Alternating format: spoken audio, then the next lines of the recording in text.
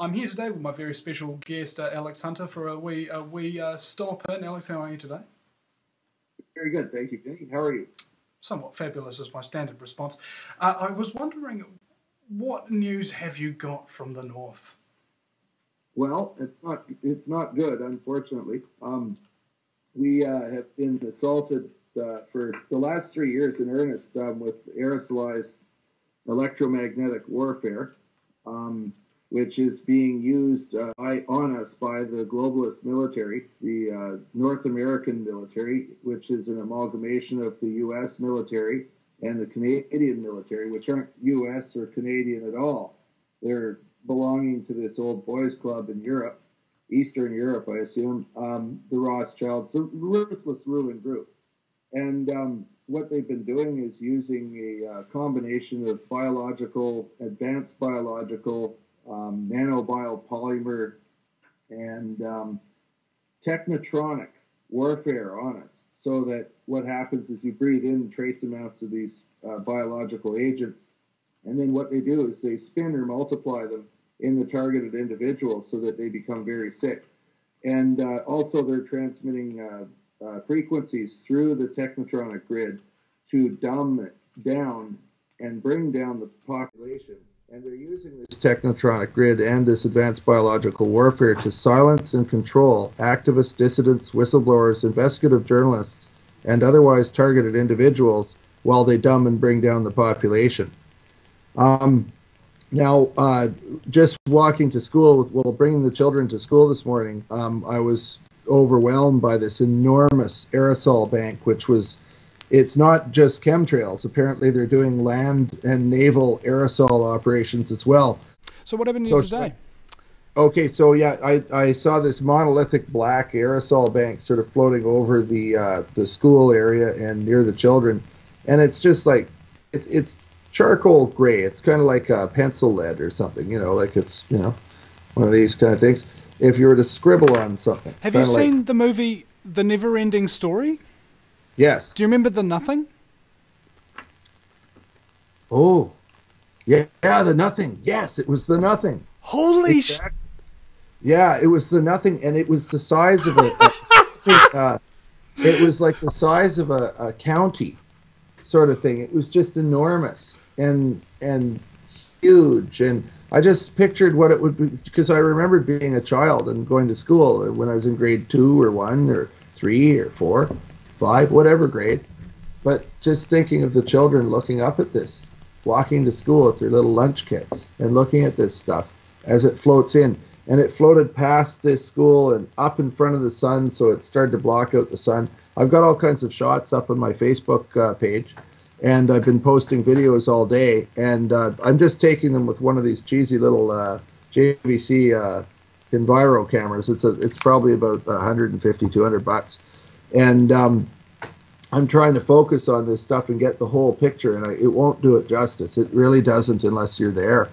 The only thing comparable to this black stuff I've seen before is when I was in Victoria watching the aerosol assault on humanity from the Canadian naval base. Again, it's not Canadian. I always mean apostrophes when I mention a country now, because I know we don't really, I was talking to James Corbett, and he really likes my term Prime Sinister, and he's forever going to refer to the Canadian, as the Prime Sinister. Harper, the Prime Sinister, Harper, H-A-A-R-P, big letters, E-R, little r, small letters, Harper. Yes. Well, what about counterfeit currency? Counterfeit, and you can spell it with a big F-I-A-T if you're writing, or if you're saying it, you just could have put emphasis on fiat. Yeah. Anyway, we were talking about this event that there happened, this big charcoal kind of The Nothing coming at you. And the little girls running with their pigtails flailing in the breeze like straight out of the movies. It just occurs to me, man, you can't make this shit up. No.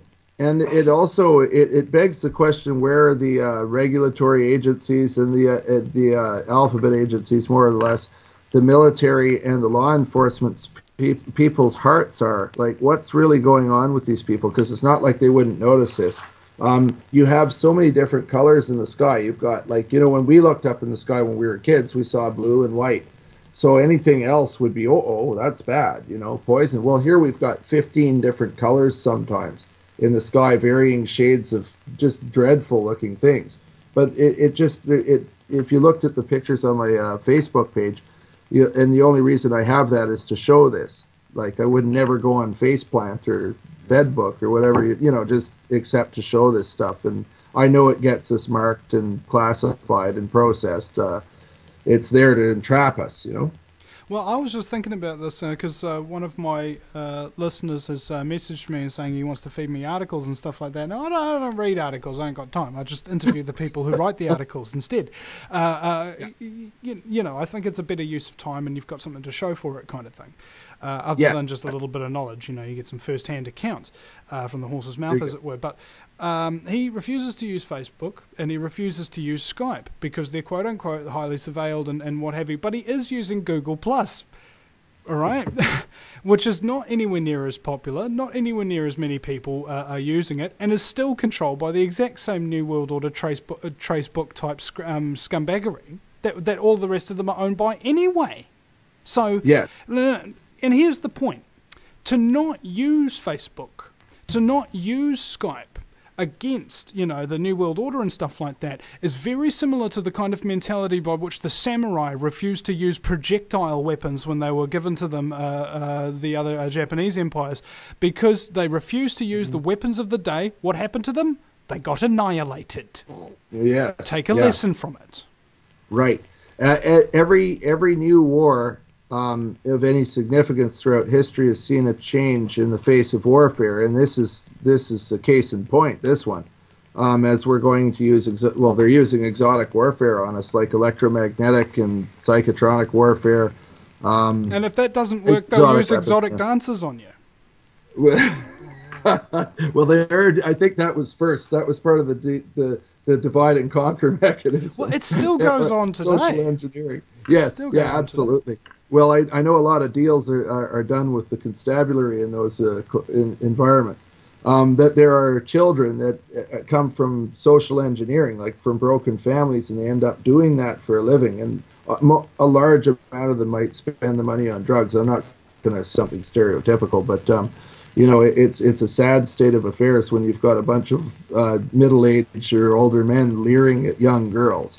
Just like I remember when I was about 20-something years old, I started to think sort of, I can't be here. This is like, these people are like losers, you know. That's fair enough to say, isn't it? So you do unto others, you know, treat other people the way you want to be treated yourself. And obviously you wouldn't want people leering at your daughter while she was doing that if she was so unfortunate that she decided to.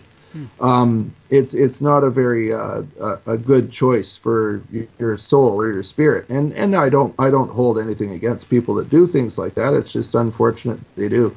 Now, I don't know how these kids are going to fare and how they're going to turn out with this kind of stuff going on, because the kind of thing that scared those girls to the stripper pole was like a picnic compared to what's going on now. Just imagine what's going through these children's minds.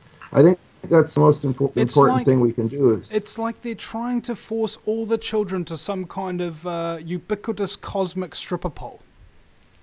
Some kind of profession, some kind of lifestyle that does not connote a good thing.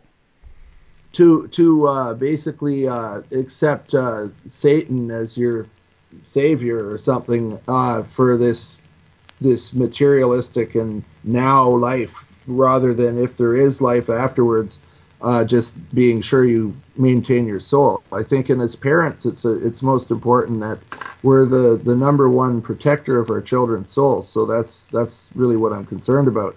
And I'm not saying this as a religious person, because I'm not. I'm sort of somewhat spiritual, but I don't follow any religion because it's mind control. So, you know, I basically focus on what I know, and I believe in my heart what, you know, I have something driving me to do what I do anyway, and I think that's probably a good thing. I have a different perspective. I believe everything that I know to be true is in fact probably wrong. Yes. Yeah, exactly. Yeah. So, in knowing that you're wrong, it makes you question rather than accuse. Right, right. Yes, always learning. We're all students, and we are from the time we're born until we die. I think what happened under colonialism to the indigenous populations of the world, we are now seeing under globalism happening to us all. At the same time. And this actually, I thought about this not an hour ago, and I thought, man, that's a good thought. You know how the New World Order is tied into everything? And some countries rise up, they get bombed. The only way to get this system off our backs is if everybody, the whole world over, stands up at exactly the same time. Absolutely. But not just that. They can't just stand up against their government. They can't just stand up against their police. They can't just stand up against the judiciary. They can't just stand up against the corporations. They have to stand up in every single way to the New World Order apparatus. Everything that is connected to the New World Order has to be severed. Yes. That's right. Yep. Absolutely. And it has to happen all simultaneously. Otherwise, they've got enough resources to backlash one individual insider, even 2, 3, 4, things like that. They can just whomp us down. Yeah, taking other countries and bringing them into wherever the trouble spots are and squashing them. So Greece and Spain or the Middle East or something right now, and they can just bring under the UN, which is a very obvious thing to you and I, but for people that don't recognize this intergenerational agenda, it would be sort of difficult to see the UN as being something bad because they've been brainwashed, or even government for some people is not a bad thing. They think it's sort of like their dad. Speaking of which, an investigative journalist in New Zealand, Mr. Ian Wishart, who told his children about all of this and stuff like that, and he's written many books exposing the UN and the climate change agenda and all of that kind of stuff, right? And his child was at school, and they were having a pro-UN kind of class about global warming and how great the UN is and stuff like that. And he gets up in front of the class. He says, "I think the UN is a plot for communist world government, and they're going to try and exterminate us all." And I was like, that's my boy. Nice. Oh yeah. Oh, that's an excellent child, isn't it? Very good. What a wonderful moment that must have been for everybody that knows him, and anyone that had an influence on his life, and hopefully they don't do what they usually do, but and that's all I'll say about that. But they will. They've got a systemic methodology, man, and that's another thing. You got to have a truth of school now. You know how they had Steiner schools and they had public schools and they got private schools. You need truth of schools. Well, we call it homeschooling, but I know, but the problem, homeschooling puts a lot of burden on the individual parents. What you really want is a curriculum that is written by and for truthers, so that your children will get an eclectic mix of all the different knowledge that you can get about the natural world, responsibilities, things like that. The difficulty is, I think that children have to be very, very active with their parents for those beginning years in life. Otherwise, they don't develop a strong bond. And I think that's why public school was also originally put up in the first place, is to steal people's kids and indoctrinate them to love the state and see the state as daddy. Yeah. Which is what the point you were referring to earlier.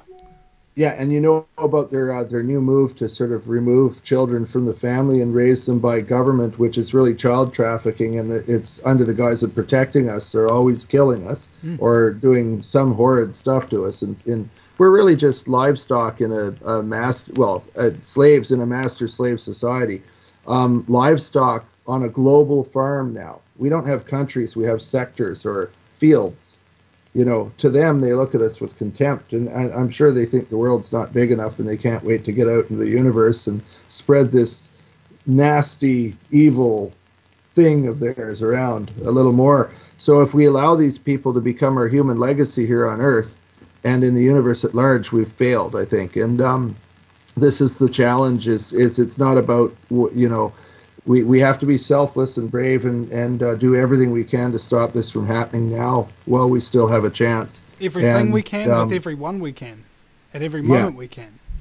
I think it's very dangerous to underestimate the opponent. They've had decades or centuries to hold back information technology, medicine, Science is all propaganda, as you know. It's all science had to go through Ottawa, which is the capital city of Canada, after 2003. And George Bush had said all science had to go through Washington in December 2001. And from that point on, it just became propaganda. And you've got a mass of scientists that have just quit and dropped out. And Barry Trower's a really good one. I like him quite a bit. He's from UK. Did I lose you? Oh, I can't hear you now. I'm still okay. Good. Yeah, I've been putting up Barry Trower clips. There's one in a 13-part series that I put up that describes all of the irradiation of our young girls' eggs, so that they have they have the potential to absorb about 10 times as much radiation as other cells in the body. So what happens is it guarantees they're going to have children with birth defects, and definitely that those children will have children that will be genetically damaged forever. There's no repairing this, so it's a genetic assault on us, and you know they're killing screams eugenics to me. Yeah, and then also they're killing off our air, water, food, medicine. They completely control those things and the regulatory agencies. And there's no shortage of examples or proof of this, and I find that really alarming, is that if guys like us can access this information, where are the people that are supposed to be protecting us? And then you realize they're under the control, complete control. So like you said. Well, actually, it's like the people that are supposed to be protecting us have been staring us in the mirror all day, every day. Yeah. Well, yeah, good. Yeah, sure. Oh, okay, but you know what I mean by the regulatory agencies and the police, the people with a vision. Of course, and what I'm starting to recognise is that the times that in history where people have abdicated their responsibilities and subjected themselves to tyrannies is when they've abdicated personal responsibility over your safety, health, things of that nature. But now we've been relying so much on things like regulatory agencies, commissions, governments, local authorities, etc., and our entire capacity, essentially, to take care of ourselves no longer exists. Back in the 1930s, when they had a depression therein, people knew how to grow food. About 90% of people lived in rural areas growing their own food, and people were able to patch up their own clothing. People were capable of repairing things, and there was an awful lot of industrious capacity there. Divorce rates were down, social cohesion was way up, things like that. And 10% of people only lived in cities and didn't grow food and stuff like that. And at that time, about 10 million people in the United States starved to death during the Depression. Okay? Yes. And today, we've got 90% of people living in cities, not growing food. And we've got a global food shortage crisis and a genetic radiation crisis, a political crisis, economic crisis. It's what I call the everything crisis. Yes, from all angles. Yep. And just as I described earlier about how we need to all simultaneously sever our ties to every single little New World Order agenda, the reason why that is so important is because all of these agendas work against you all at once, and they're coming to a head now, where basically their journey's almost up. They've almost got their New World Order. I think it's poignant. Yeah. I think it's in. They've got it. They're just announcing it. It's like an industry tolerance. Like if you're an inventor and you bring a prototype to market like this thing here, and you say this is the new stuff, it takes the industry quite a while to adapt to it. And so that's an industry tolerance. So there's a human tolerance for social engineering or whatever the agenda is. It takes us a while to accept, and so they predictively program us through the media, you know, all this stuff. And so at some point in time, they just turn up, like it's the frog in the pot thing, and they just turn up the heat more and more and more. And it seems in these last few months that it's been just getting cranked, and it's obvious they're just about to go hot with World War III, but it's against the civilian population of the Earth. And I think that World War I and World War II were as well. They were actually cooked up and funded on all sides by the same ruthless ruling group, specifically the Rothschilds. But, that's right, that's right. And during the Depression, as I mentioned, when 10 million people were starving to death, the United States government gave nearly $1 trillion to Nazi Germany in order to help it build its factories, its roads, and its infrastructure. Yeah, exactly. Like I think Anthony C. Sutton, Professor Sutton's books, Wall Street and the Rise of Hitler, Wall Street and FDR, Wall Street and Bolshevism, and America's Secret Society, An Introduction to the Order of Skull and Bones. Those were 4 really good books. Anthony C. Sutton was born on February 14th, 1925, and he died in the early 80s. When he tried to publish those books, he received a lot of, he was threatened, and I think he stopped publishing after the 4th one. But you can see a lot of those connections in Wall Street and the Rise of Hitler. And you also see that Prescott Bush had his Lower Manhattan Bank confiscated under the Trading with the Enemy Act. And yet here we have President Bush installed as a wartime president, like the grandson, George W., installed as a wartime president after obvious election rigging. And so here's the picture now, is that they actually used controlled demolition, directed energy, and high-tech military-grade explosives to bring down towers 1, 2, and 7 on 9/11, killing 3,000 of their own people. Then they go on to kill millions in the Middle East for something that they did themselves in order to further their geopolitical agenda. And finally, here's the coup de grace. They have this non-American president who comes in and makes laws that says that they can go and incarcerate, interrogate, like torture, and eliminate people from their own country or from anyone else's. I mean, is anyone even paying attention to this? Because I don't know why we haven't already locked these people away. We should have gotten up and done everything. And I think the problem here is really obvious once you start to study the technotronic grid and how they can actually control people through these cell phone towers. And I think that's one of our biggest enemies, is the technotronic grid. It's mind control.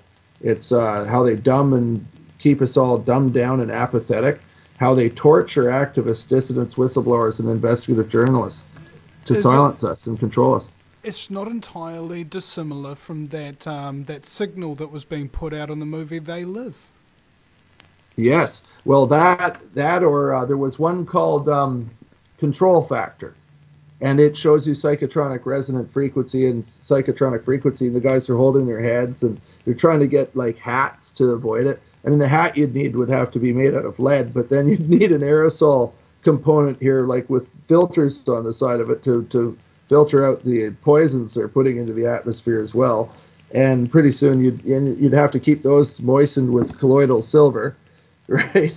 So to kill off the biological agents as they come in. I mean, we'd start to look pretty ridiculous if we were to try and fend off all these things. I'm starting to write a book called Open Resistance, and it's like 100 years or so in the future, and humanity's split apart, and one part of humanity is actually like so psychically advanced and so technologically advanced, but they're all underground and stuff like that, and they just pop up every now and again, run scavenger missions, and like take out a whole bunch of New World Order goons and troops and stuff like that, and steal all their weapons, take all their technology and stuff like that, and take it in and make it into their own stuff.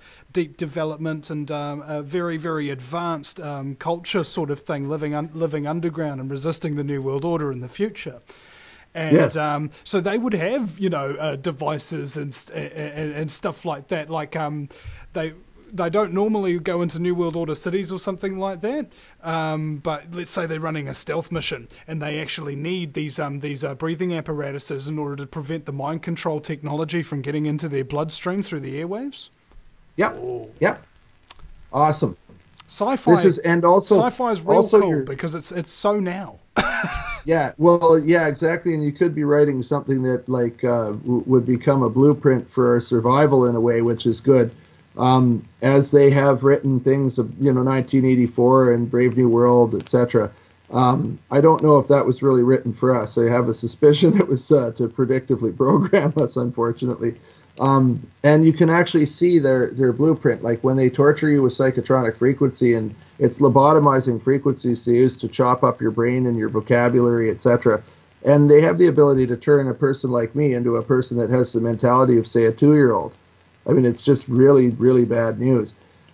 So that's what we're up against. And in Barry Trower's 13-part YouTube clip, which I put up on Facebook and YouTube, when you look at the more info part just under the video, it has a list of places to go to check out what he's talked about, like not just like to verify it as documented sources, but also really helpful information. And one of the things is a 50 component list of the sorts of things that they do to you with electromagnetic warfare, microwave, psychotronic warfare, etc. And it's very good to have, because like a lot of us don't understand why we're having all of a sudden what feels like angina or a heart attack, and a few people we know that are activists have actually had these things happen to them. And I'm starting, and that means, like, I'm sorry, I should have been more clear. They were killed. And the other thing I'm seeing is that there's a dramatic increase, like a bell curve here, on the amount of electronic censorship, sabotage, and outright attack being perpetrated on activists, dissidents, whistleblowers, investigative journalists, and otherwise targeted individuals and their children. These people have to go. We can't tolerate this any longer.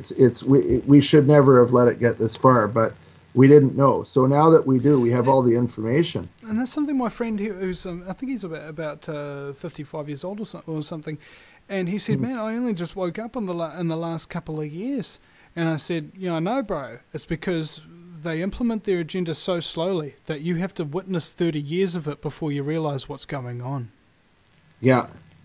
And yeah, by then, yeah, they got us. And by then, it's too late. Absolutely, yes. And here's the other thing. They've got us on these computers and carrying around these phones, and they got everybody addicted to this technology. Really, it's a spy device. It's not just that. It's weaponized. You can actually, as you type certain phrases and sentences or words on the computer, on social networking sites, and I say net because there should be quotations around that, and it should be in capital letters, or the web, same thing. They didn't call it that for nothing. It's there for us to classify and process ourselves. So when we access information or we start to flip links and really spread information aggressively, like I have been, in defiance of what they're doing to me, because I'm beyond fear. I know what they're doing, and I know it's worse for us to not fight back. And I'm trying to inspire other people to be brave and selfless, and to just do what needs to be done, irrespective of the consequences. I had a thought about this as well, man. You know how false flag terrorism works. You know how you bash them in the face, and then they go out and attacking whoever you told them bash them in the face. Yeah. I was just thinking, would it be effective? I would never dream of doing this because you can't use violence. But what if a group of people dressed up like police and with all Masonic garb and New World Order stuff all over their things, and then they ploughed into a group of protesters and stuff like that and actually started killing them and say, "We are the New World Order, you're going to die, scum, you're all slaves," and actually really just start killing an entire protester crowd with automatic weapons and stuff like that, with death skulls all over them, all like that. Do you think that incident, that false flag attack, would make the people rise up? I don't think so. No, everybody would just look at it. Everybody would just look at it on TV and go, "Oh, a bunch of people killed in the thing." Ooh, yeah, and also that they have the control of all information, so they have this really clear advantage over us. They control all information, all technology, all communication. So really, their propaganda machine only needs to do a very little effort to do what we would do with our entire life savings if we pooled together 50,000 of us and just tried to do a pamphlet war. By myself, I can do the work of... I'm producing maybe between 3-4 hours content a day, YouTube plus audio archives, ad-free and commercial, right? By myself. Yeah, good. Okay. Yeah.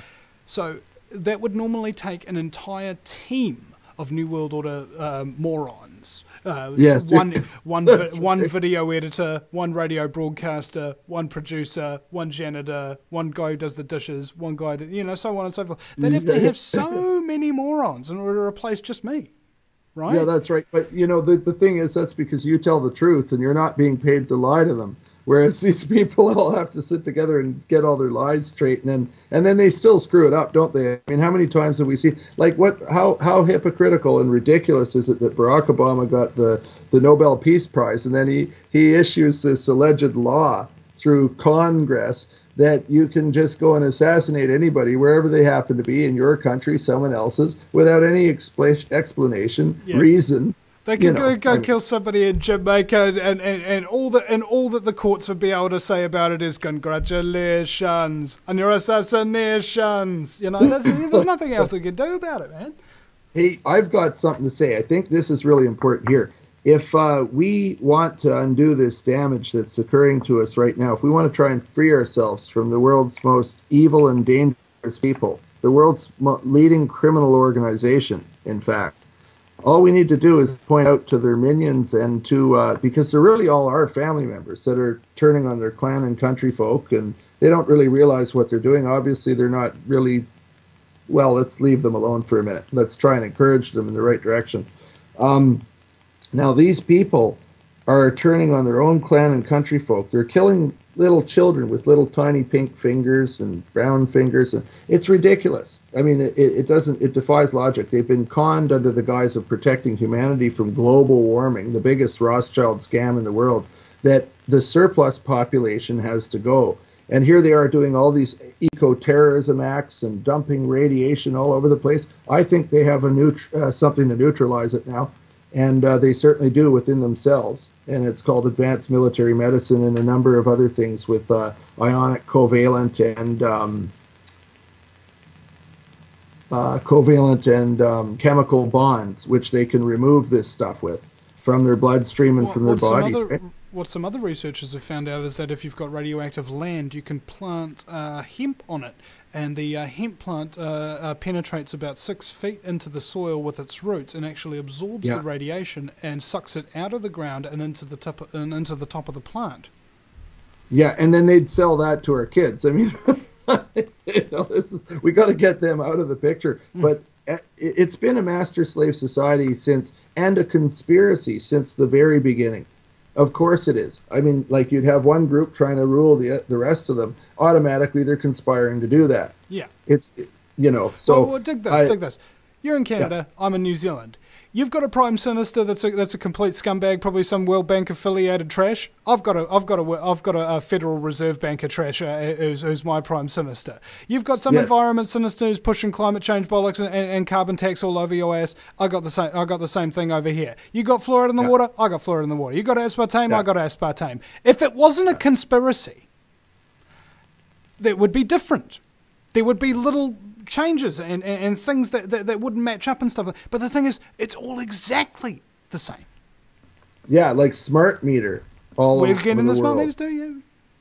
Technotronic grid all over the world. Telecommunications being the biggest business in the world, I think, right now, isn't it?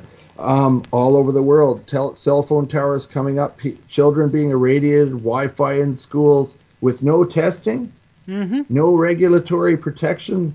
Monsanto making aluminum-resistant crops, and they are the military-industrial complex anyway, while we're being sprayed with aerosolized aluminum, etc. It just goes on and on and on. I mean, vaccinations that give you a genetic code for disease, then you come back to them to make you better, and they give you something to make you much, much worse until there are none of us left. The end justifies the means, allegedly.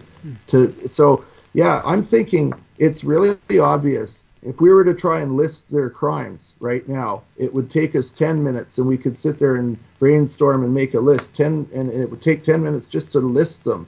And it would take us both of our lifetimes to just describe those crimes. This is the world's leading criminal organization. Everything they got was from genocide, murder, conquest, blah, blah, blah, blah, blah.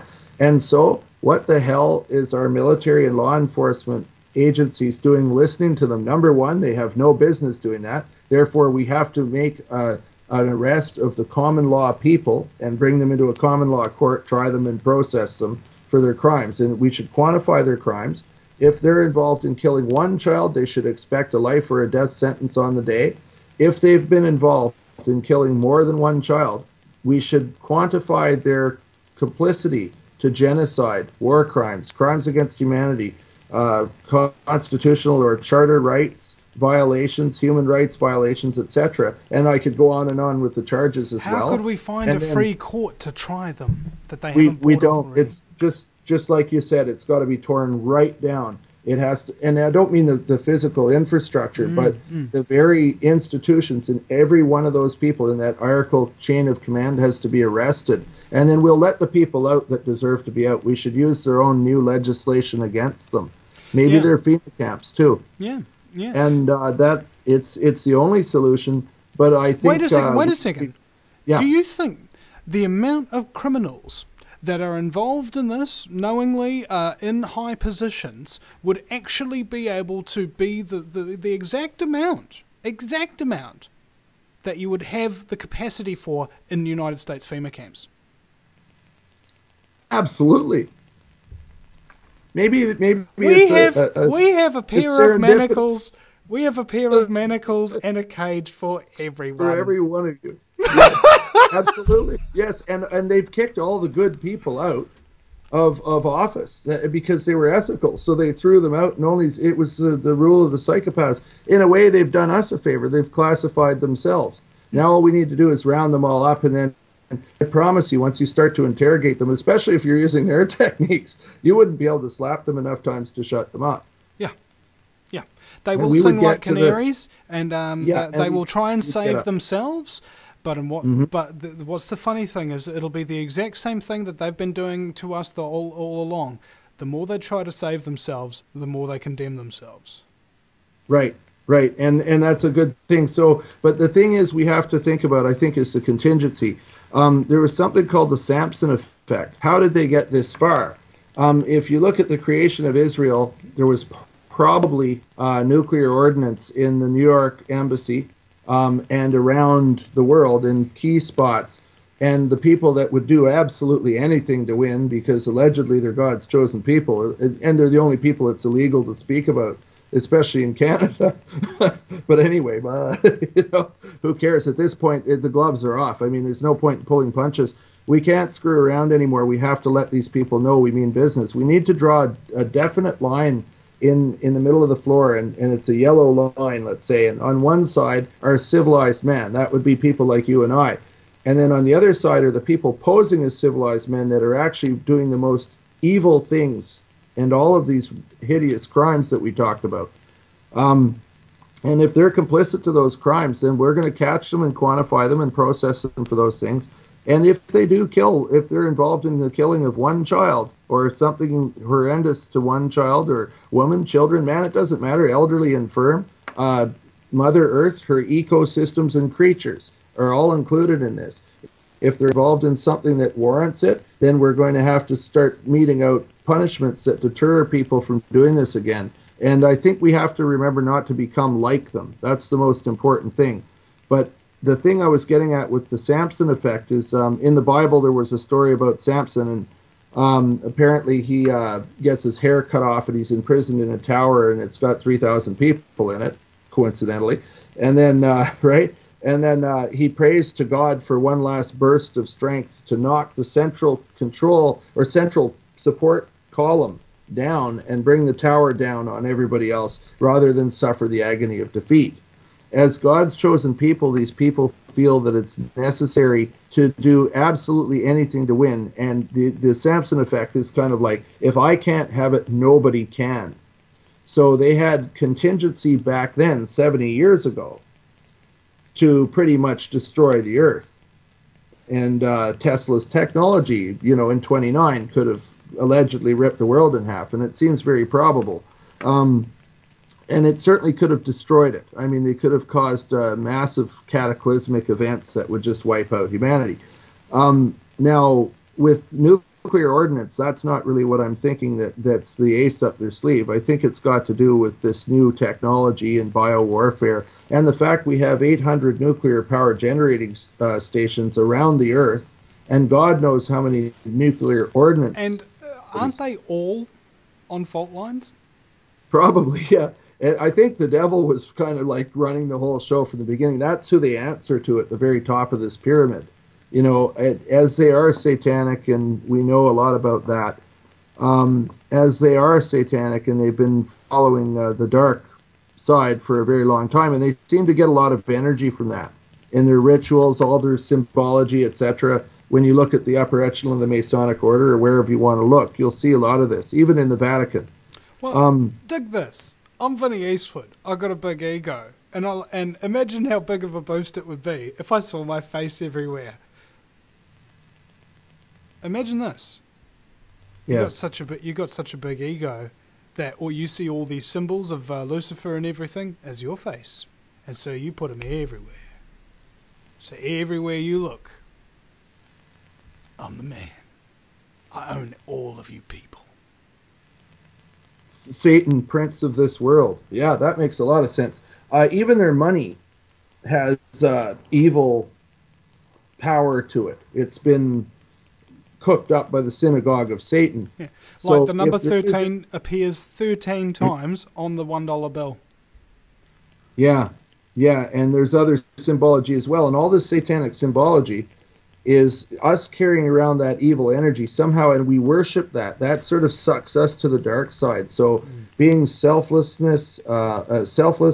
and humble and trying to relinquish all of these things that we want and need, I think is really part of the key. Like, we want to try and stop these people from succeeding in controlling us all and leading us to the dark side. And we have to be able to pull a certain number of them back.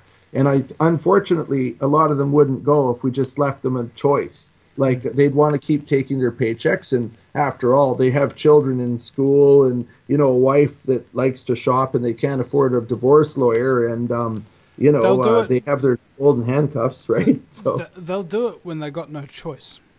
That's what we need to give them, is no choice. We need to show them there's another side to this. We need to be equally as bad, like, or worse, than what would happen if they betray that dark side. So we have to bring them back to light. Here's your option.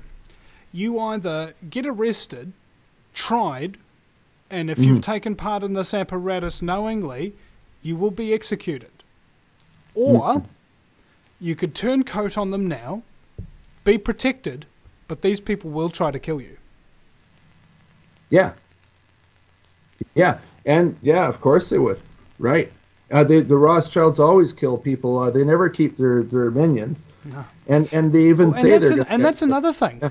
Or you could stick with them and they'll probably kill you anyway, even if they're successful, because that's what they do. They kill their Praetorian, because who knows most about you, who's most likely to betray you and try to seize power from themselves, other than the people who are directly beneath you, who've been doing all the work for you, been supporting you this whole way, and now all of a sudden, oh yeah, we've got everything. You've got to take out your rear guard in order to maintain your dominance. Hitler did it. To his SS officers, he executed whole bunches of them after they took over Nazi Germany. Look at Stalin. Exactly. Again, we see patterns within patterns. What I see is that they've got the dynamic that they had in the French Revolution. They're pushing for the famine and the death and everything that would, and in the meantime, the ruling elite like Marie Antoinette and Louis XVI would keep feeding on just being gluttonous and worrying about their own lavish lifestyle, living in utter and total grandeur while everybody was dying around there. But Robespierre, Danton, Marat, the Dantonistes, the Girondins, the Les Poissards, the fish women, the big, tough, strong women that had to carry all that ice and fish and everything. And they had those long, sharp knives. And you see the same dynamics in the divisions that perpetuated the fear, which became, or the terror, which was the guillotine. Now, it's the supercomputer and the technotronic grid that may take on a life of its own if we don't stop this. And we need to keep in mind that they will have contingency plans. So our approach has to be, just like you said, all at once. And remember, they're watching everything we do as we're doing it on electronic communications. But if you and I can get that message out to other people that will take this torch, and it's a hot one, it's very hot. And once they take the torch, they bring it offline into their communities, and start to inspire resistance with no electronics around. That's the way to do it. But they know it's a dog's breakfast. Plus, we don't have an hierarchical structure. They have an hierarchical structure. They have a chain of command, and everybody has to be subordinate to the superior. We don't have that. It'll become a pissing contest the minute you get more than 5 guys in there, 5 egos. And a lot of the women have great ideas, and they've been, really doing a lot in the truth movement. I see them on the social networking sites. They're very concerned about their children's futures, or they're concerned, and they want to know where the men are. And it's a bit embarrassing, to be frank, when I see them say stuff like that, but I can sympathize and empathize. I kind of wonder myself a lot of the time. And then I realize the real resistance, Vinny, is not going to talk to you and me. They listen to us, they like us, but they'll never communicate with us because we're hot. We're the people that they're watching. We're inspiring resistance, kind of like kamikazes in the info war. Are we the ones that are offering ourselves up as martyrs yes. in the face of this scumbaggery, so that people will be drawn and rise up in some kind of vengeful, justice oriented uprising type thing? Because I've never liked the idea of being a martyr. I've always figured that somebody who's really, really brilliant, somebody who's really, really talented, is a heck of a lot better alive than dead, because there's no limit to their potential when they're alive. When you're dead, you've only got so much potential. Well, I've been fighting for my life for 14 years now in the BC medical system after a car accident here, in which I was a passenger going through a green light wearing my seatbelt, so I had no liability, and I was in the upper 5th percentile of earners doing special effects in the movie industry here, which isn't a good thing because I was part of desensitizing children, and the brainwashing process begins right there. They get the special effects guys like me to make things look real and interesting on camera. So I'm part of the magic show that sucks them into this industrial light and magic, into the brainwashing. That was actually what I wanted to talk about. Do the exact same thing that they're doing, but the exact opposite, right? Yes. So.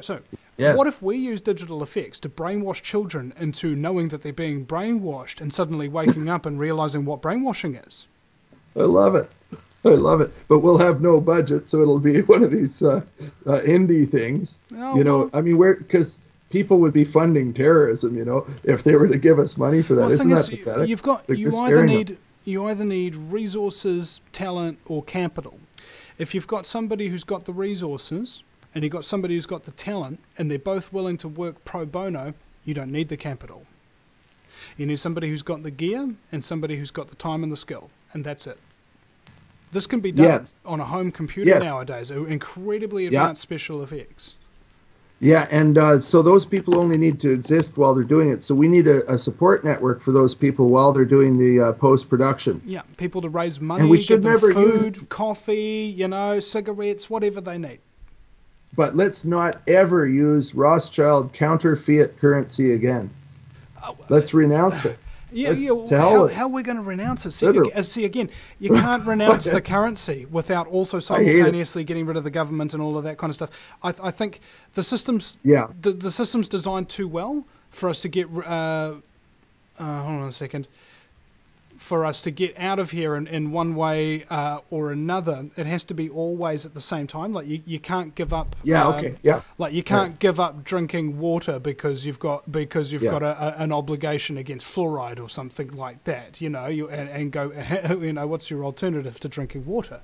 You got none. Yeah. So you have to live with this stuff until such a time as we're in a position where we can simultaneously whack out all the legs of this tripod and make these people get into the courts, into our justice system, because we've got to replace the courts at the same time. Yes. Because all you'd need technically is the apparatus just to run the normal workings. Okay, so let's say, for example, dog catchers, a few police and stuff like that. You'd only be looking for a select few people out of a police department.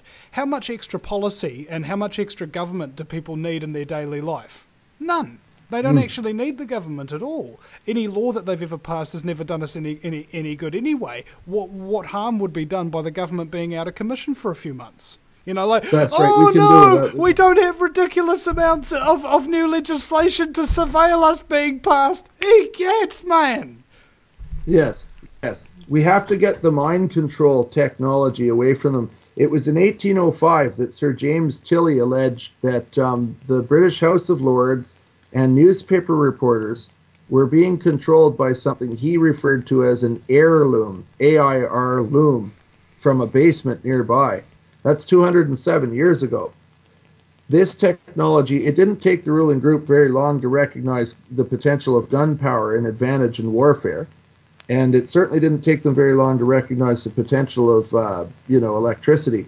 They probably watched Nikola Tesla and let him have a free, clean thinking mind. In fact, they might even enhanced it and left him to his work and stolen his intellectual property and developed it in their own clandestine weapons programs a long time ago. So they can target the brain and be accurate within a square millimeter. They have potential to do any number of things to disrupt our thinking, like the weapons or the controlled demolition expert Danny Uenko from Holland that's identified Building 7 as a controlled demolition. And so he was on a lot of these movies like Architects and Engineers for 9/11 Truth, and Zero was a good one done by Italian filmmakers. You've probably seen that. Anyway, Danny Uenko. Yeah. So he slammed into a tree at 100 miles an hour or something ridiculous after coming home from church one day, way off course in the whole bit. I can totally understand from experience, like intimately, how it happened. When they were, a friend of ours, Byron Pryor, is a Canadian whose sister was raped and impregnated by Chief Justice T. Alex Hickman, a 33rd degree Mason, over 40 years beforehand. So they'd incarcerated him under Section 300 of the Criminal Code of Canada rather than give Hickman a DNA test. They were killing him with his blood pressure medication. So my children and I, we were recently in Jane Burgermeister and Dr. Carley's forced vaccination forum, and we stood up in that group higher than other people in order to draw the fire because we saw directed energy being used against people to silence and control them, and we recognized its significance in the globalist agenda and what it would mean to him. And as he stood up for all Canadian children, we couldn't let him be. I was a single father fighting for my life for, at that time, 11 years. So I deliberately stood up and drew the fire. I knew that I was going to be targeted. In fact, I made a point of it. And my father's a revered Canadian political journalist that knows all the prime minister and the politicians. And I figured, like, he'd been a political reporter as long as I'd been alive, which is 47 years. I figured with the people we knew, they wouldn't dare. Well, was I wrong? They scattered like cockroaches when the lights come on. They were gone. And the only people we had left were people that we immediately had in our friends circles and family circles. So we instantly started to cultivate circles of witnesses, and we went out to activist groups like We Are Change, and we went here, we went there, and pretty soon we had a network of witnesses. And then I just raised my profile high enough to be able to at least report on what they're doing to me. So you can see a history of that on YouTube and on Facebook. And then whatever sites I tried to get going, I co-founded the Canadian Coalition of the Walking Wounded with another injured worker on November 11th, 2008. And I think I was targeted 2009, so about like a year later. So I was first censored in 2008. They censored us right off the air the very next day. We did one show. And after that, our technology just kept crashing like it usually does when people phone me now. Used to work fine. I would have been better off with one of those cranks, on the telephone that hangs on the wall in the early 1900s, and my technology would have worked better. This is ridiculous. This digital stuff is it's not there to help us. Byron and I, when we were on the phone, he was being microwaved at the same time as I. So was one of my co-founders in the American Coalition of the Walking Wounded that we founded on January the 1st, 2010, Marianne Hennon. She was an activist of 25 years at that point in time. And she and I just stuck our necks way out. We didn't care if they killed us. We were going to get that guy out of there. and we wanted them to spit him out alive, and that's what we aimed to do. We were being microwaved, so Byron was on one side of Canada, like 4,500 miles away, and I was in Victoria, and Marianne was in New Brunswick. Bruce Junker is also an American and Canadian citizen, so he's a co-founder in the Canadian and American Coalition of the Walking Wounded. And what we did was we devised this group to protect and help injured workers, auto accident patient claimants, and veterans understand, survive, and fight government, judiciary, regulatory, and executive perpetrated medical, legal, insurance fraud, and racketeering, which is what they do 90 to 95% of the time you get hurt at work or in a car accident. There's significant injuries and insurance interests. So we were all getting microwaved right across the country at the very same time. That's how hot this Mason was. He's a buddy of Dick Cheney's, U.S. What is he? The vice president. Vice president. Yeah. I know Dick. I know Dick. Yeah, he's a bad Dick. That one. And Hickman had presided over the Ocean Ranger drilling platform sinking in 1984, and Halliburton was the defendant, and Dick Cheney and Halliburton. And you see, so these two Masons were involved in ripping off the 84 people that died and their family. You know. Have you heard of James Robert Wright? He's he was a paid assistant of the Supreme Council of the 33rd degree down in Dallas, and he's gone whistleblower, and he has actually initiated the very first in history, the very first investigation into high-level Freemasons being involved in politics globally. I've got 5 stars beside it. I can't wait to look that up. Well, I'll send you his contact details. Maybe you could interview him and write something up or whatever. But the interesting thing is, he's one guy and he makes this happen. What I found is that this apparatus is predicated upon people being dependent. So I think that the antithesis is people being independent, not needing absolutely. It anymore. Yeah. You know? Yeah, and they were also on them being selfish, so being selfless. And that fear, brings me to brave. the other point. Yeah. Not, you know why assassins and ninjas and so forth are so deadly?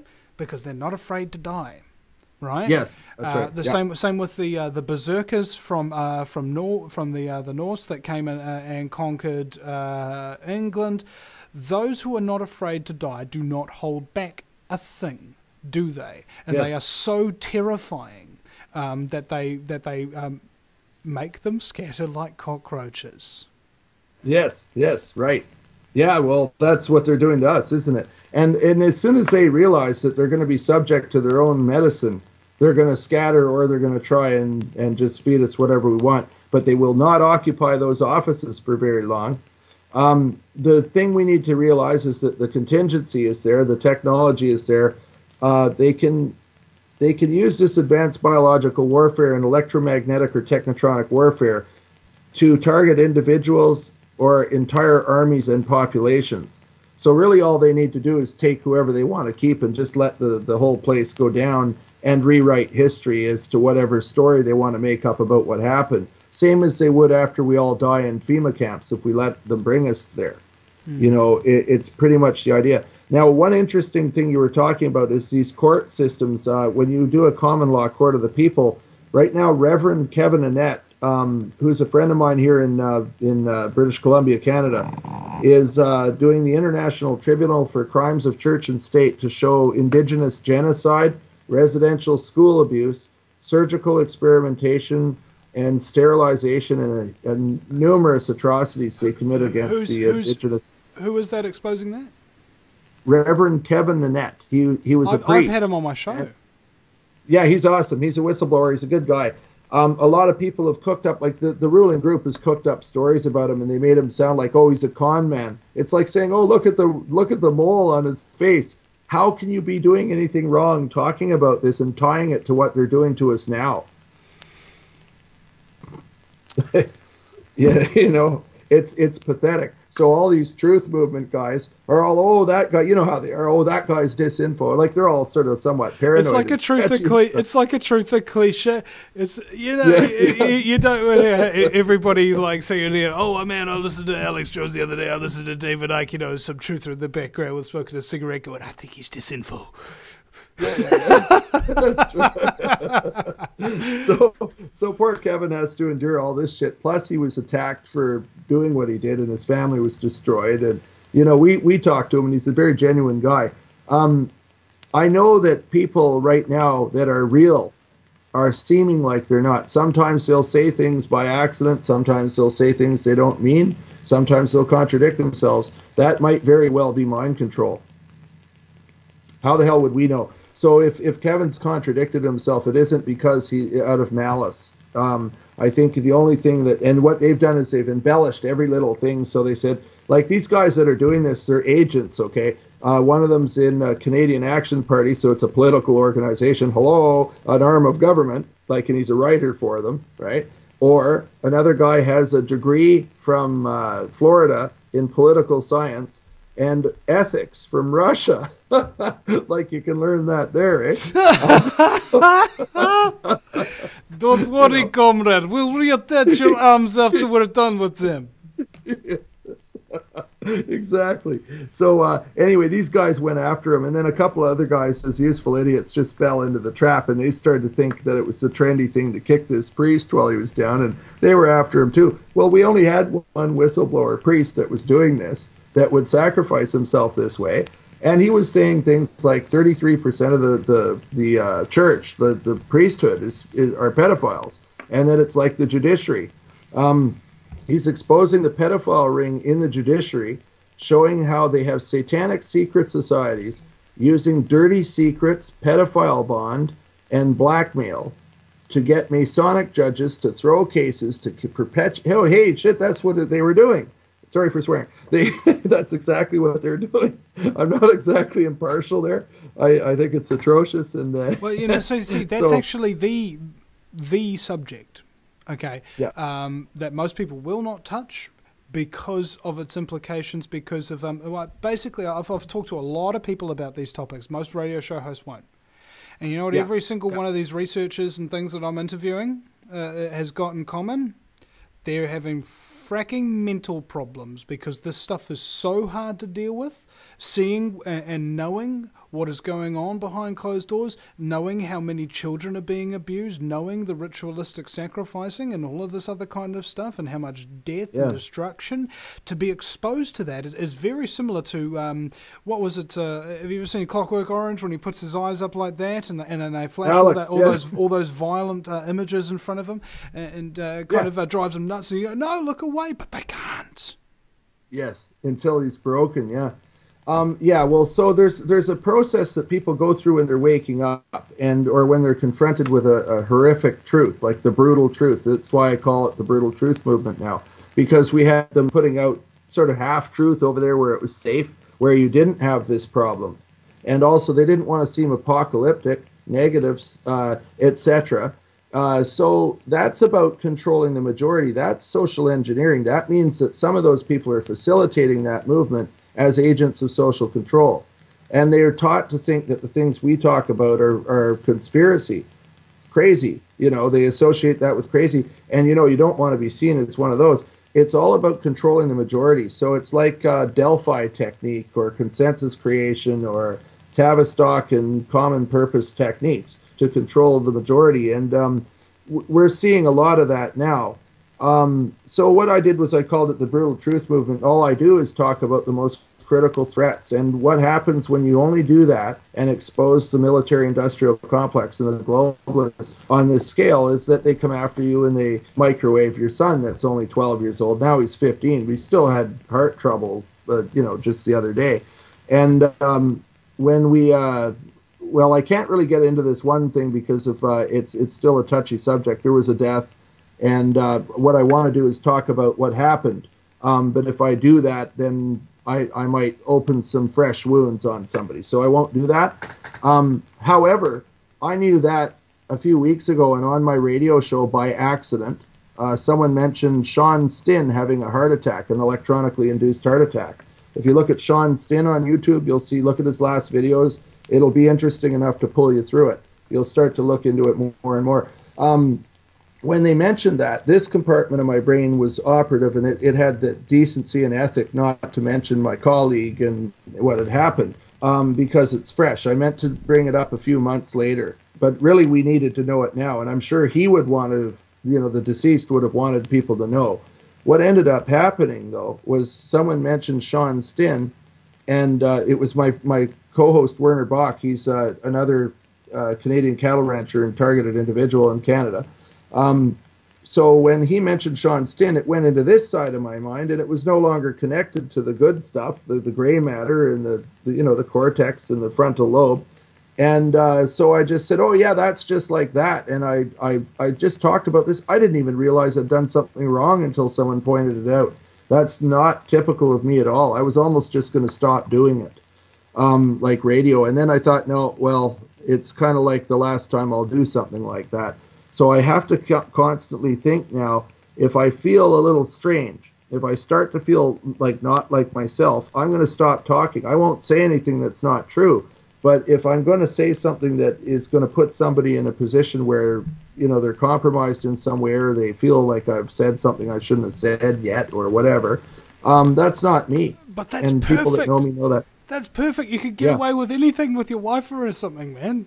Well, yeah. No, baby, I didn't mean it. I didn't mean it. I was under technotronic weapons, baby. I was just doing that this evening, and I also cite brainstem compression from the car accident. I was doing that with a friend here, and he was laughing. My daughter was laughing, and my son. But yeah, it was kind of like it's really hard to imagine, but. The kids and I sometimes have gone to get in a car, and between the three of us, we don't even know why we're in the car, where we're going. You can ask one of us a question, we wouldn't even know the answer, even though it just happened, whatever it was. Sometimes we're being sprayed with volumes of metal here in British Columbia. In the Pacific Northwest, it's not just BC, it's also Washington State. So it's not like they're doing it to us, but their military aircraft are flying over Canadian sovereign airspace, which is no longer sovereign. Our Prime Minister, Harper, had signed an agreement with their president, quote unquote, and it gave them priority status on our soil at wartime. Isn't that interesting? So that was on February 14th, 2008. And since then, they've been doing drills together and stuff. And now they have a 5-year plan for the Pacific Northwest, in which they're using white and red phosphorus and depleted uranium, all Geneva Convention banned substances. Also, it's a war crime and it's a violation of the Geneva Convention to be spraying us with biological warfare and chemical warfare, aerosolized metal oxides, carcinogens, toxins, etc., and using electromagnetic warfare on us with or without testing under any circumstance at all. It's a war crime, an atrocity, a human rights violation. It contravenes everything of, there's a myriad of different crimes. And that these people are doing this as our ruling group, and their constabulary is allowing it, and their intelligence community is censoring our information on the internet. While we try and put out posts, let's say, I posted today in 50 different chemtrail forums images of what I filmed today, and I only got a couple of hits back. It used to be bing, bing, bing, bing, bing, bing, bing, bing, bing, like a popcorn machine. Suddenly it's all down to a couple of things, just like my YouTube channel. At first there was 250 hits on a video per day, and then suddenly, wham, right down to nothing. The only people that subscribed to me after that were music channels I'd have nothing to do with, or some Jello thing, or something, something that had nothing to do with anything. And there's algorithmic censorship. So as you post in a forum, you and the people you communicate with frequently will see it, and no one else will. That's what's happening. And I don't know what's happening with the people that I do know, because they should have been another, I should have got 200 responses from them. Well, see, and again, that's not an area of your expertise, is it? I could guarantee you, though, there's some truther out there who's some hacker whiz who would be able to figure that stuff out and probably explain it, and or correct it. So, it's like the tactic of the cactus. You cover yourself in spines. And from every direction, anybody who strikes at you gets a little prick. I can guarantee you, for every single New World Order agenda in every single part of the planet, there is at least one activist for which that particular agenda is their speciality. And I choose to try and find those people and bring them all together and create that nice spiky cactus we all hope and pray for. Well, maybe we can put, like, our new military uniforms can be cactus uniforms with aerosol things and lead helmets that stop frequency from coming in, and we can have quartz, what are those crystals that stop orgonite? Yeah, as if that's going to work on this stuff. I mean, that's hopeful at best. But anyway, you know, there's all these things. Portable Tesla generators, you know, Tesla coil backpack. Yeah. Yeah. And do you like your enemy soldiers extra crispy? I was Captain Chemtrail. I created the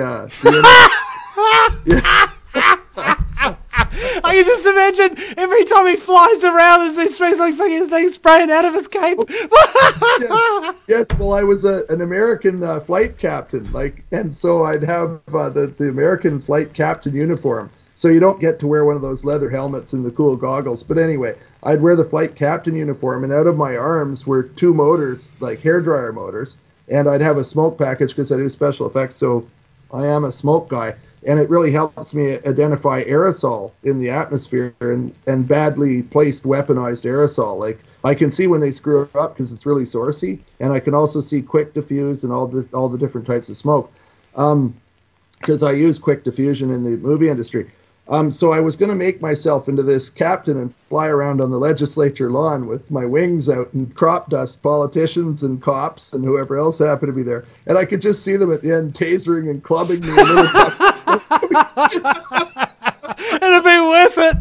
It'll be worth it.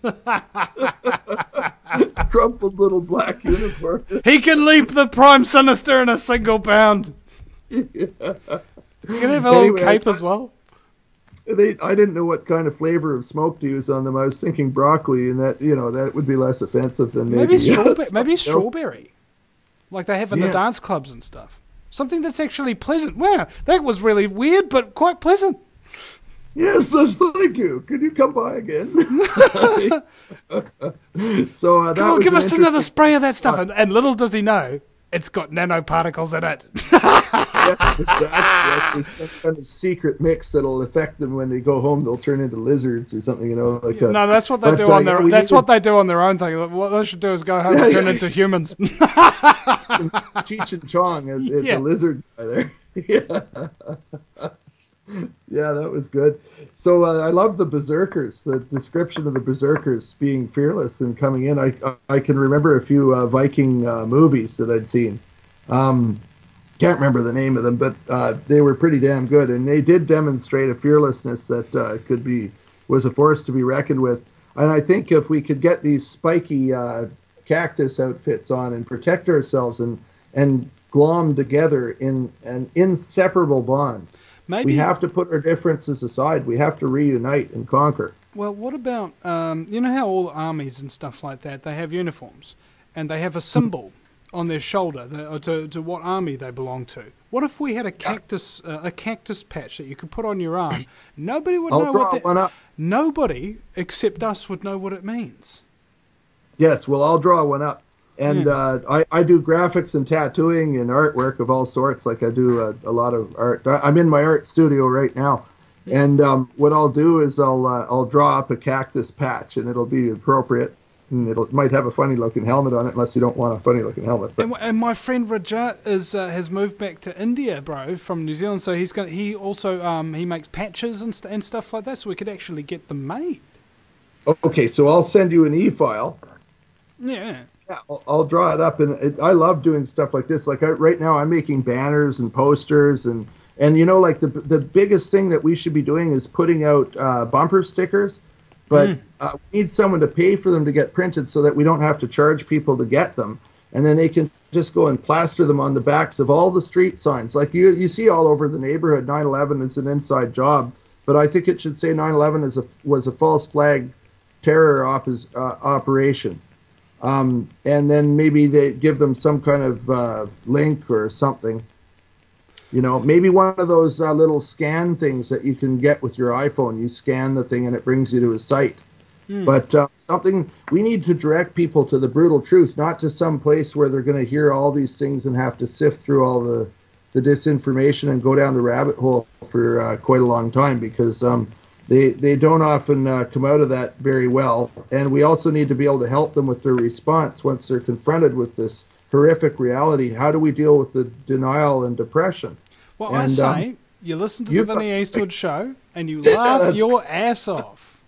Yeah, because I think gallows humor, as long as it's not taking away from the message. I mean, I'd rather go into battle with a guy like you than someone that's just going, "Oh God, we're all gonna die," you know, right? So you'll be like, "Oh God, we're all gonna die." That's right. I will die laughing. Exactly. Yeah. Well, I think the last thing to leave me is going to be my sense of humor. My kids know that when I die, I'm going to try and pull everything down in the living room and knock stuff off the mantelpiece and swing on the drapes and pull down some pictures and make it look like when, you know, a windstorm went through the house at least. Or I might just say, "Oh my God," and fall over like Gandhi or something. But I said I'd be doing it laughing. I'm going to try as hard as I can to make it funny. Yeah. So that they remember me laughing, because, you know, this is, we knew what we were taking on when we did it. And unfortunately, the government decided to try and kill me anyway. So they've kind of put enough stuff in my body to, you know, to make me really sick. Well, laughter is the best medicine. Yeah, I've got a box of vitamins and stuff and minerals and things like this. You guys should get some of this. This is called UMAC, Core UMAC. And the Canadian military is taking this to detoxify Fukushima radiation and fight cancer. It's Pacific. No, it's not Pacific. It's phytoplankton, like an algae phytoplankton sort of thing. And the guy that developed this had third stage cancer and only months to live. And he was a shellfish farmer, and he developed this stuff. And he got an enzyme that took the husk off of phytoplankton so that they would get 100% of the food into their bodies, the shellfish, like oysters, clams, and mussels, and it would detoxify them, because they're essentially like little filters sitting on the bottom, filtering everything through their little organs. Like, ugh, can you imagine? So these things started to thrive, and he was thinking of detoxification when he did it as well. So when he got sick, he thought, well, what the hell? I might as well take it myself. When he went back, and this is 8 years ago. When he went back to the doctor, he said, "I can't find any trace of your cancer. It's completely gone." So it's another one of these miracle things, like Rick Simpson Run for the Cure or something. And the Canadian military snatched it up right away since Fukushima, and they've been using this stuff, and it's pretty good. And it got snapped up by a bigger company, and I hear it's selling like hotcakes. It's hard to get on the shelves, even though there's much more of it. So it's a good product. So it's called Core UMAC. I can type it into the chat, but I've got send me their website, mate. I'll ask them to sponsor the show. Yeah, well, we should do, yeah. Absolutely. Fukushima got you down. Listen to the Vinny Eastwood show. from Nuclear Free New Zealand. Beautiful. Yeah. Yeah, isn't there even, don't they have a nuclear power generating plant there? No. They don't? No. But they have an awful lot of hot air and steam coming off the politicians in Parliament and everything like that, which is also incidentally contaminating the entire country in a meltdown type fashion, an economic one. Absolutely. Yeah. Yeah, I saw Kissinger down there after the Christchurch earthquake. And I thought, what are they doing now? It didn't look good to us. I had a friend that was in Christchurch. She was in Dunedin. Dunedin? Dunedin? Is that what you call it? Dunedin? Yeah, that's right. Yeah, sorry about that. So that's where she was with her fiance or her husband, actually, and their child. And they said they had, like, I was talking to her at the time, and I was, like, we were both getting really bad headaches. And she said, wow, I've got a really strange feeling right now, and there's, like, this weird pressure. And I was like, yeah. And to me, it was just like maybe another one of these electromagnetic things they do to us all the time. And it wasn't. It was actually this frequency, because her husband had it too. They had this weird sensation, this energy, woo, you know. And the sky also had those ripples, wah, wah, wah, wah, wah, across the sky. There was the HARP screen, which is in all my videos. You can see it thousands of times. Really dramatic photographs and stuff too, if you look at it. And if you want to use any of it, I give it to people for free. I don't want any credit. I don't care what happens. I just want to save my children, you know, and all the other ones, and, you know, humanity from the world's worst people. So I don't care what happens. But anyway, these ripples were present. And then sure enough, there was this Christchurch earthquake. And the Canadian or the American destroyer that was off the coast was also maybe of some significance. But they have been definitely using the HARP weapon to cause earthquakes, although it's hard to prove. It's like just because I have a gun doesn't mean I shot somebody. It's plausible deniability. And with these freaking nutcases, it's very obvious they did 9/11. I think they're using the United States Army or the United States as the Hitler of the Third World War. Like Uncle Sam is the patsy for the Third World War. I think that's the desired effect, is to destroy America, the world's last hope for freedom and what have you, dumb down its population so they can't resist it, and then boom, you got nobody really who could rise to challenge the global government at all. Well, there's a good angle on it. Yeah, yeah. I was thinking more they're just using him to Uncle Sam as the patsy, like they're the bully. Well, have you noticed around the world a huge of anti-American sentiment? Well, of course. I did. Their reputation, it's just like COINTELPRO. They sabotage your reputation, they destroy your life, and then they take you out. Well, I think that the ruling group, the people that conquested North America, had set our countries up for a fall, and possibly yours as well. Any Commonwealth country. It was colonialism to get rid of and practice on the indigenous communities, social engineering and conquest and genocide. And then now that they've got pretty much the global government in place in the most significant countries in the world, and they control those G20 armies, that's no small potatoes. Now that they've done that, they're doing what they did to the indigenous population all around the globe to all of us as the surplus population, quote unquote, right? Well, and that's the thing. My fingers radio. That's what I think is funny as well, is these people don't have creativity. They don't come up with any new gigs. They don't come up with any new schemes. It's all the same stuff. And so, you know, we just got to use creativity against these people. They'll have no defense against it. Kind of like a stab-proof vest has no defense against a bullet, because it's just not prepared for that. Yeah, and we're adapting. You know, and we have a few tricks, but not many. I mean, like, there's only so much of this stuff. We're manufacturing new tricks daily, is the thing. Yeah. Whereas they haven't come up with a new trick in 100 years. I mean, using false flag terrorism and assassination and intimidation and manipulation and advertising and propaganda the whole time. Yeah. Ever since the days of Bernays, nothing's changed. The methodology has remained precisely the same across all sectors. Okay, good. Yeah, and combined with always the new technology, though, so it just adapts. Exactly. Like, they simply adapt the old rules to the new technology and keep going on the same thing. You know, it's like the players change, but the game stays the same. Yes. Yes. Yeah, that's what I call a working prototype, is if you're inventing something, you come up with something that locks down a shape. Pretty much if you're inventing something, often it'll design itself. So this thing here is just a body mold. But what it does is I can adapt motors, gears, drive systems, and whatnot into this, and it pretty much stays the same shape. I just try new things onto it. And if I have to change the technology to suit the market, what I'll do is I'll suddenly adapt something else to it, and it will still snap onto the existing unit. And pretty soon I'll have something that'll be in a product line that'll go to market. And I was in a very lucrative business in inventing things with an industry leader at the time of my accident. And he wrote a letter saying to the Insurance Corporation of British Columbia that I was out tens of millions of dollars a year in lost revenue and sales for not getting into the year 2000 catalog. And after I went through that thing, it was a blessing. It was the best accident I ever had, even though they robbed, crippled, tortured and tried to kill me more times than my kids and I could count. But it was the best thing that ever happened to me because I stopped being this asshole that needed all this money. I stopped caring about money. I saw what it was about. I saw the corruption. I saw how it was controlling doctors in the weaponized medical system. Have you ever seen the movie Fight Club? Yes. Good line from it.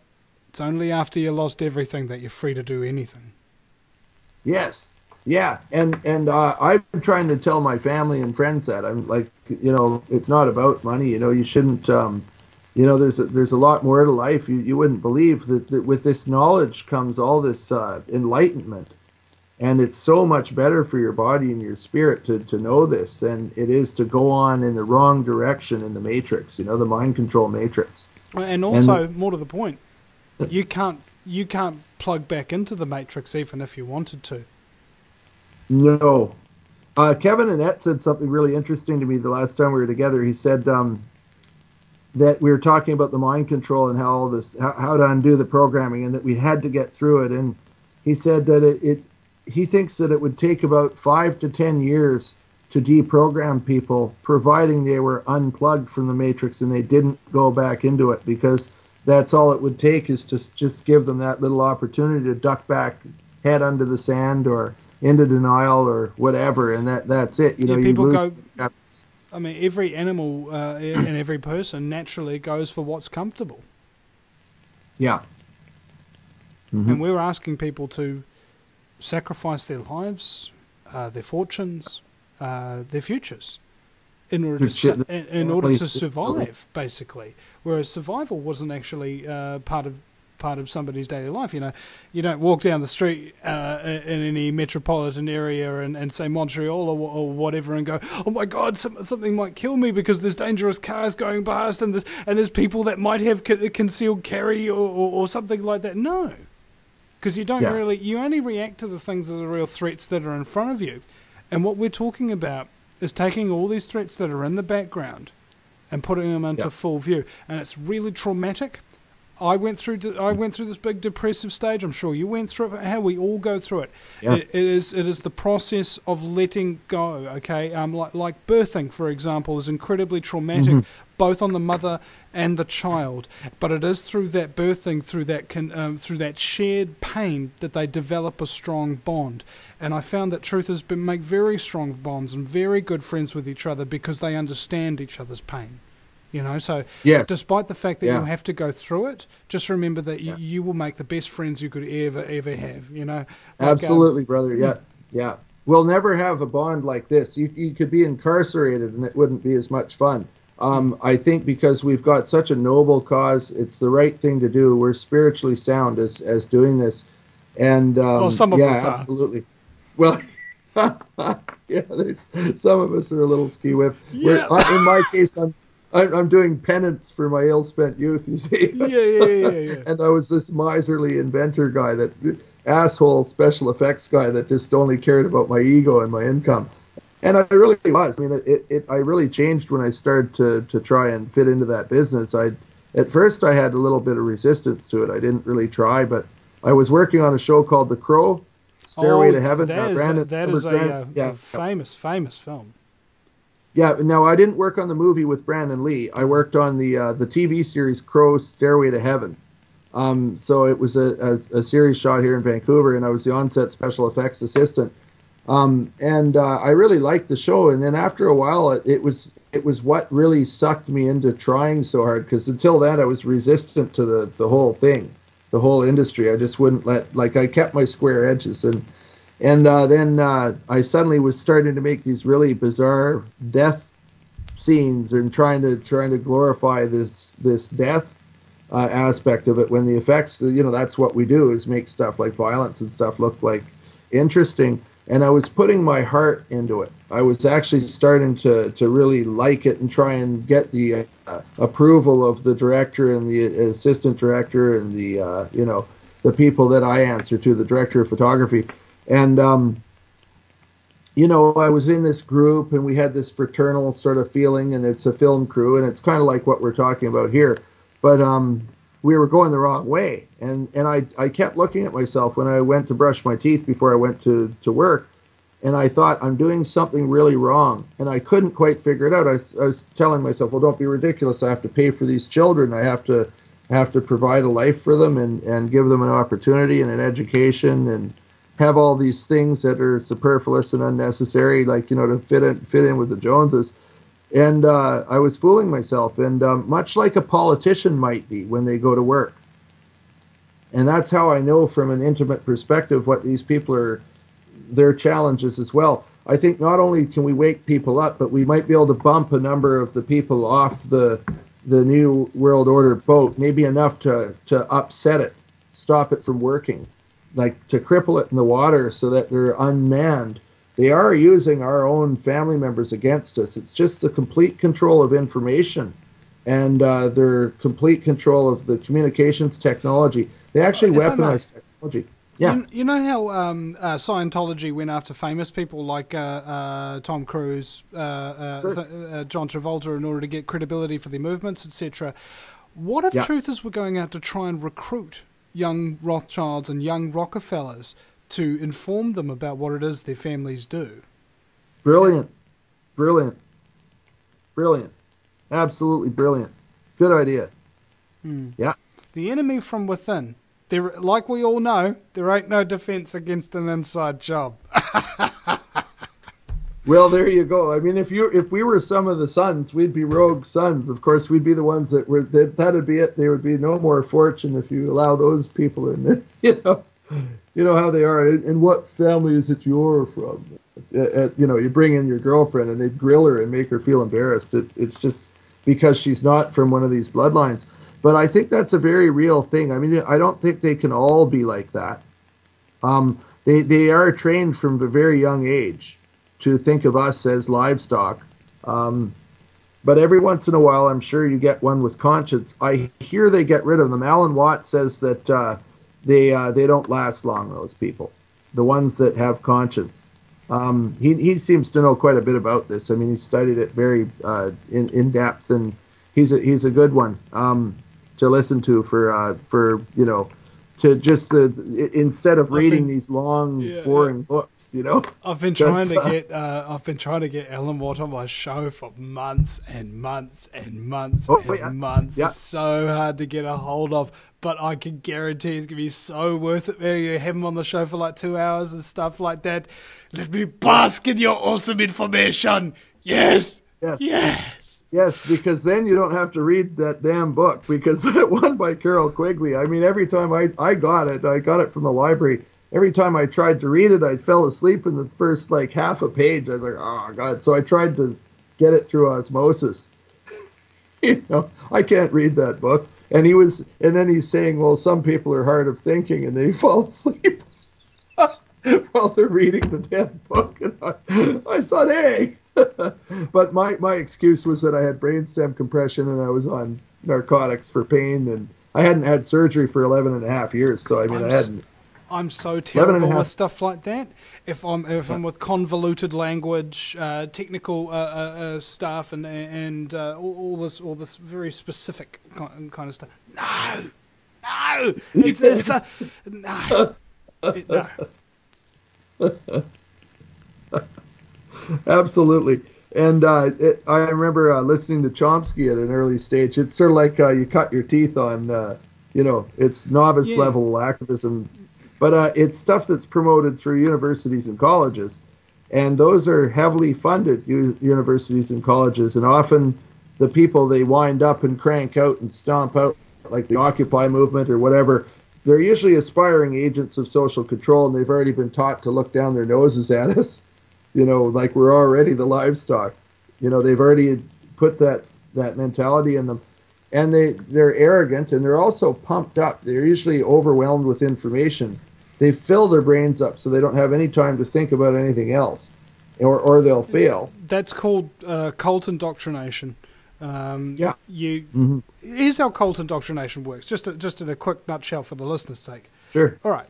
What you do is you destroy somebody's reality. You say, this world that you know isn't actually your world. Okay, and then you present them with a new, and then you take everything that they've got away from them, okay? You take away their sleep, you take away their sense of security, you take away their sense of what's real and what's not, okay? And you tell them that this is your new reality now, and then what it does is it actually forces people to naturally pull together into a silo mentality so that they protect each other and they're very insular. They won't accept criticism of each other in any way, shape or form. They will keep out anybody from criticizing them or presenting new ideas. And is that not every doctor, every lawyer, every and every soldier, every police officer? The exact same methodology of cult indoctrination is precisely what dictates our culture. Yes. And all the high achievers within. Yeah. And those people in those positions where they have a fiduciary responsibility to the herd. When in actual fact they do not fulfill their fiduciary responsibility. In fact, all they do is just put the douche back into fiduciary. Yeah. We got to make another T-shirt. I love your T-shirt, by the way. That's fantastic. Yeah. Well, for the listeners, it's a little bit of a hey. And also, if you don't like the word MFer, you're not going to like looking at this. So turn away. Yes, you turn away. Oh, do I read it? Oh yeah. Run, motherfucker, run! No, you can't read it. You can't read out the word, mate. You can't read out the word. We'll just put it on the FCC regulations and what have you. You know, you don't want to be too naughty. But so this was sent to me by one of my listeners, and the thing is, hey, look, we're sitting here. Yes, we're going to die, we're going to be exterminated, we're being brainwashed, we're being attacked by microwaves and psychotronic weapons and having fluoride and aspartame and stuff and shoved down us, and we're bathing in chemical sludge. Okay, I know, we're all screwed. So what? I'm not dead yet, and God damn it, I'm going to have some fun. Yeah, we're not going to let you steal our souls, and we're not going to let you steal our fun and our sense of humor. In fact, we could be chained up actually in a dungeon, like Wizard of Id. Remember that little guy chained up? I was thinking more like chained up, like the two guys in The Life of Brian, where one guy's chained. Yeah. Yeah, we'd be making jokes. Yeah. My leg might fall off, and you can make a joke about that, and I'd laugh. Yeah. It's just like, man, you can't argue with me anymore. Well, why not, bro? Because you ain't got a leg to stand on.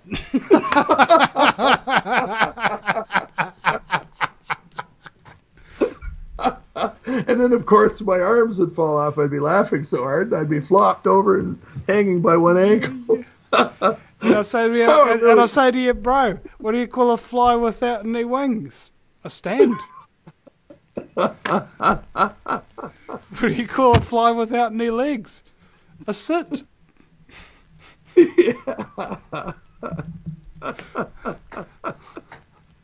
Awesome. That'd be great. Well, I hope we get locked up in the same dungeon.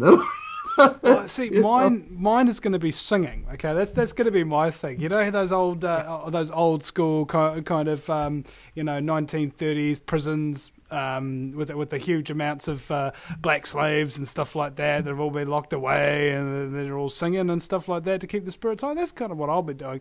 In fact, I came up with an instrument that they can't take away from me. It's called the hand monica. Check it out.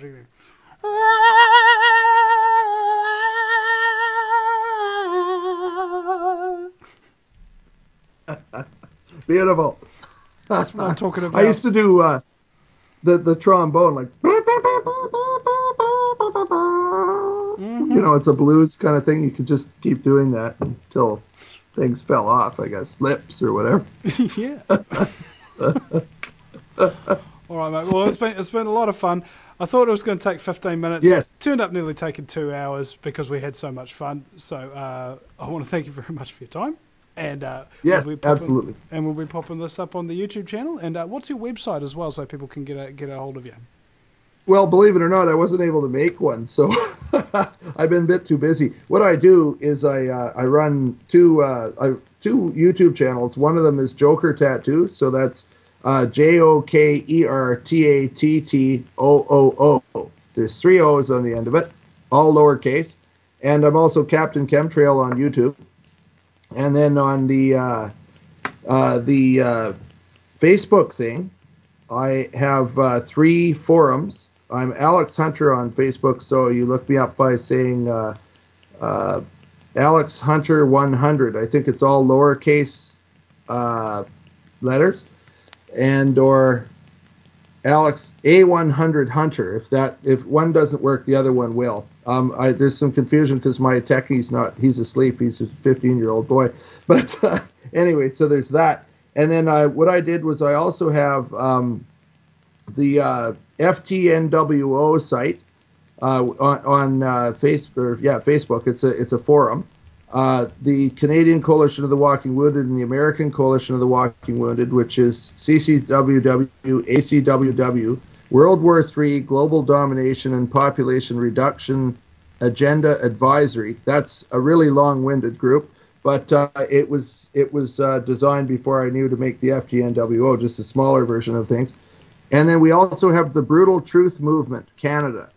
And there's brutal truth movements popping up around the world as we recognize people that are going to carry that torch and only talk about the brutal truth and none of the distractionary love and lighty and, aliens 2012, any kind of... See, me, I'm just kind of like, bugger it. Information's information. At least you'll know. Yeah. And, what would be really great... And I'd had this happen the other night. I know more about New Agey, crazy, stupid business than most New Agers do. So whenever they come to tell me something about it, I tell them other stuff that more New Agers have said about it than they know. Well, you certainly know a lot of stuff, that's for sure. I'm impressed. I'm now interested in cult indoctrination and how we're going to do that to the recruits from the Rothschilds and the Rockefellers, etc. Well, you'll probably have to start with sexual abuse. To be honest, that's how they get all the MK Ultra kind of people in there under mind control. Usually, is with sexual abuse, hard drugs, things like LSD. And I wonder if, just like the Force with the light side and the dark side, there is a light side of brainwashing and a dark side of brainwashing. Like maybe these people need to be taken on a spirit quest or something. With some shaman and take ayahuasca or whatever David Icke styles. Who knows? Yeah, or we could whistle. Always look on the bright side of life. And while we do things to them. I don't know. Because the same consciousness, if we tried to use it against them, I find would only turn us into the very monsters that we despise and fear. That's right. The devil takes his biggest harvest at wartime. Yeah. Okay. So, the assassination groups, and the top assassins in the military came from their star kids or something. They grew up in these ritual, sexual, abusive cadet things, and then they come up and they have dirty secrets that would destroy their marriage and. Apparently, they go both ways, and it's a very effective way of keeping people silent. So, and also, I think you've got it more hit in the head than the other. Where I got that information was that it's more than that. It's about mind control. So it's certainly a tool that seems to be there all the time. And when children are young, they're most impressionable, and they can hammer things into them that'll stay for the rest of their lives. Unfortunately, so that's the tried and true science. The trick to beating mind control is know that somebody's trying to mind control you. The trick to stop to make mind control stop making you go crazy is to realize that making you crazy is exactly what they want. Okay. Yes. Yeah. That's what kept me going the whole time. When we're at our darkest moments, when we were really sick, and I was really sick, and my children and I were being attacked for doing what we're doing. What we realized was that it was the most necessary thing in the world, because we're going to get it anyway. Like if we stopped, they wouldn't. And we might as well make the best of it. And we wanted to leave it all on the track, and it became more of a performance, of like a challenge to I don't care if you squeeze my heart or bust it, I'm going to keep doing this, And sometimes we had to take a break. In the last, say, 7 months, we've had to take a couple of breaks because it got so bad. Oh, yeah. But, and they're going after my dad, my son, and myself. My son's 15, my dad's 76. He's a revered Canadian political journalist, and when he wrote an article critical of Canadian government, he said, I got more and more sick with every word I typed. They're doing it, aren't they? And I said, yes, they are. Bastards, he said. He said, they probably have the antidote too, don't they? I said, yes, they do. It's called advanced military medicine. Bastards. Then he said, I wish we could stop talking about this. Can't we? And I said, Dad, if we stop talking about it, they're not going to stop doing it. And bastards. And I got that from Rowney Kilda. Dr. Rowney Kilda talks about it in her thing, Issues of Mind Control on YouTube. She said the same thing happened when her mom begged her to stop. She said, Rowney, please stop it. And she said, Mom, I can't stop. If I stop, they're not going to. And they killed her mother, you know. So this is what we're up against. It's pretty ugly stuff, but you have to be prepared to deal with it. It's a war. And my son was forced vaccinated when I was in the forced vaccination forum. And so they only solidified our resolve against them. We're never going to stop doing this until we're dead. So we're definitely bringing a sense of humor along with us. And it's been very pleasant meeting you, I must say. And likewise. I'd love on my show, too. I do the Advanced Activist Advisory on These Changing Times Radio. I know these changing times. Patrick and Patty are good friends of mine. Yeah, bring me on, man. When's the next available time? And we've got to wrap this up real quick because my missus has got to have a shower, mate. Sure, Monday afternoon. In my time. Monday afternoon, 5 p.m. my time, Pacific time. You're on PST. Pacific time. I end Pacific time, and that is Monday afternoon. I could probably swing that. Yeah. Excellent. We'd love to have you on. And you take care of yourself. It's been lovely talking, and I'm really glad you came up with some really good ideas and solutions, and I think that's wonderful, and with a positive approach, too. Very refreshing. Yeah. Well, I am known for that. All right. You certainly are. Thanks, brother. Thanks, mate. See ya.